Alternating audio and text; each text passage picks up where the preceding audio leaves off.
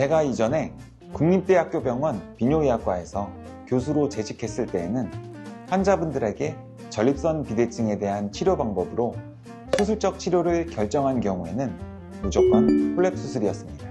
왜냐하면 제가 근무했던 대학병원에서는 전립선 비대증의 수술적 치료로 선택할 수 있는 것이 폴랩 수술뿐이었으니까 고민할 필요가 없었습니다. 대부분의 대학병원, 종합병원, 의원 등에서는 전립선 비대증의 치료 방법으로 선택할 수 있는 것이 한 가지 혹은 두 가지 정도이기 때문에 치료 방법을 선택할 때 별로 고민을 할 필요가 없습니다. 저는 2024년 현재 비뇨의학과 전문의 자격증을 부여받고 10년이 훨씬 지나서야 비로소 전립선 비대증의 치료 방법은 환자 개개인에 맞는 맞춤형 치료를 해야 한다는 것을 깨닫게 되었습니다.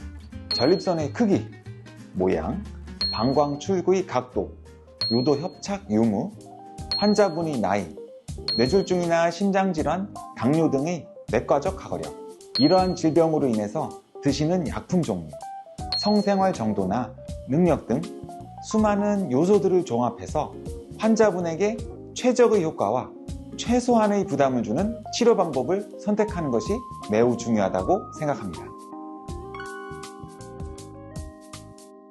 비뇨의학과 전문의들마다 개개인의 치료 방법 결정에 대한 기준이 각각 다양할 것입니다. 하지만 일반적으로는 전립선이 크고 증상이 심한 중증 환자에게 재발이 적고 효과가 더 높은 치료를 추천하는 것이 맞습니다. 그렇지만 실제 임상에서는 어떤 명확한 기준에 따라서 치료 방법을 선택할 수 없는 경우가 많다고 생각합니다. 저는 현재 경증과 증증 환자에 대해 명확하게 치료법을 나누어서 결정하지는 않습니다.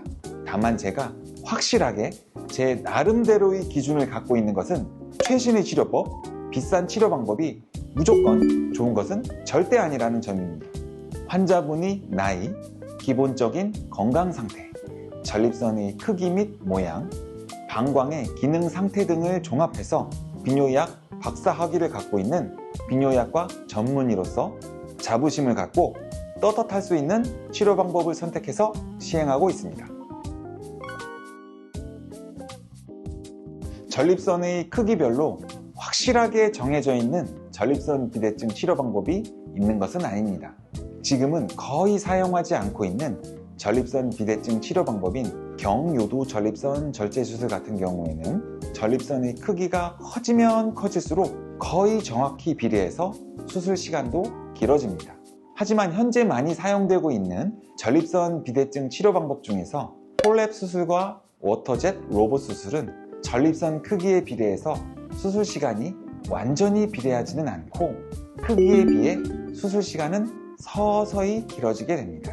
다만 워터젯 로봇 수술은 100g 이하 정도의 크기에서 주로 추천된다고 알려져 있고 현재로서는 전립선 크기의 제약을 가장 덜 받는 치료 방법은 폴랩 수술이라고 할 수 있습니다. 리줌 시스템 같은 경우는 보건복지부 신의료기술에 관한 평가 결과 고시에 전립선 크기가 30에서 80g 정도에서 시행한다고 명시가 되어 있으며 유로리프트 시술 같은 경우는 전립선의 크기가 커지면 커질수록 정확하게 비례해서 시술 비용이 증가하는 단점이 있습니다.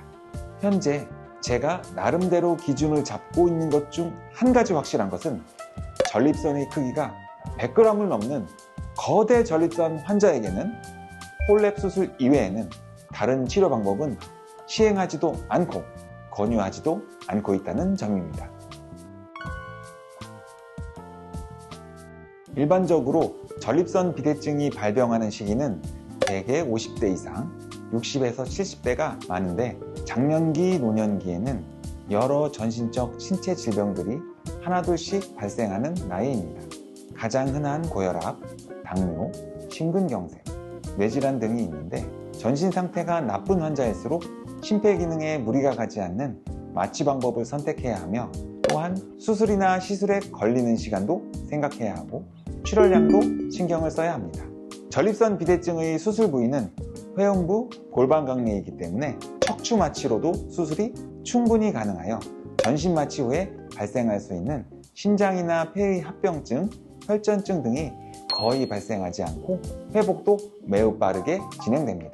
하지만 고령이거나 혈전용해제를 반드시 드셔야 하는 상태 혹은 전반적인 건강 상태가 나쁜 환자분들에서는 수술 시간과 출혈량에도 신경을 써야 하기 때문에 거의 출혈이 발생하지 않고 시술 시간도 5분에서 10분 이내로 짧게 소요되는 리줌 시술이나 유로리프트 시술을 고려해 볼 수 있습니다.